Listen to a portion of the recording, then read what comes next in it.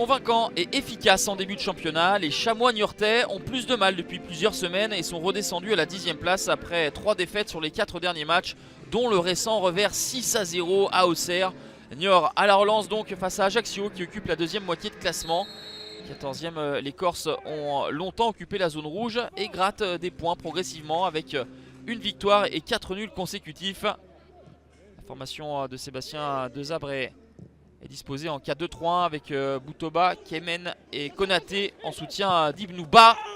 Une première énorme occasion pour les Chamois avec Boutoba qui peut-être oublie un partenaire complètement esselé en retrait, mais en tout cas le danger il est vraiment mis par les Chamois dans cette première période qui va finalement se terminer par ce score de 0-0.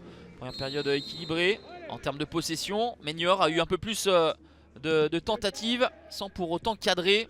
Aucune des deux formations n'a réussi d'ailleurs à cadrer dans la première mi-temps.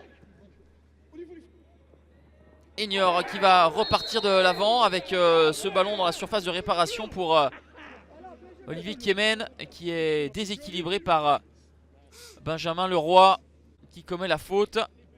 Monsieur Gayoust désigne le point de pénalty. C'est Pape Ibnou Ba qui va prendre à contre-pied Benjamin Leroy. La 49e minute, ça fait 1-0 pour Niort grâce à la 8e réalisation de son attaquant sénégalais.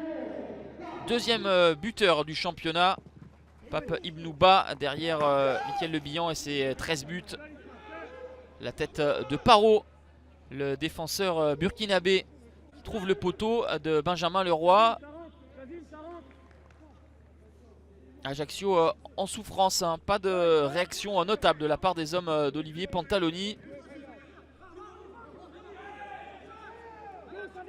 Et toujours Olivier Kemen dans les bons coups. Le centre d'Olivier Kemen qui est poussé dans son propre but par Joris Senati.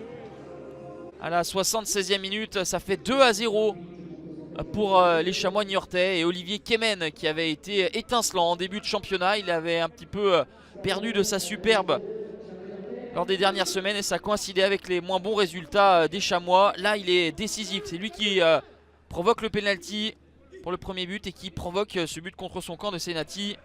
Nouvelle opportunité avec Ba, la frappe croisée, repoussée par Benjamin Leroy qui a eu beaucoup plus de travail à faire que son homologue Mathieu Michel qui aura passé une soirée plutôt tranquille. On va rester là 2-0 après la claque subie à Auxerre. Niort rebondit en signant une deuxième victoire consécutive à René Gaillard et remonte à la 8e place à 2 longueurs des playoffs.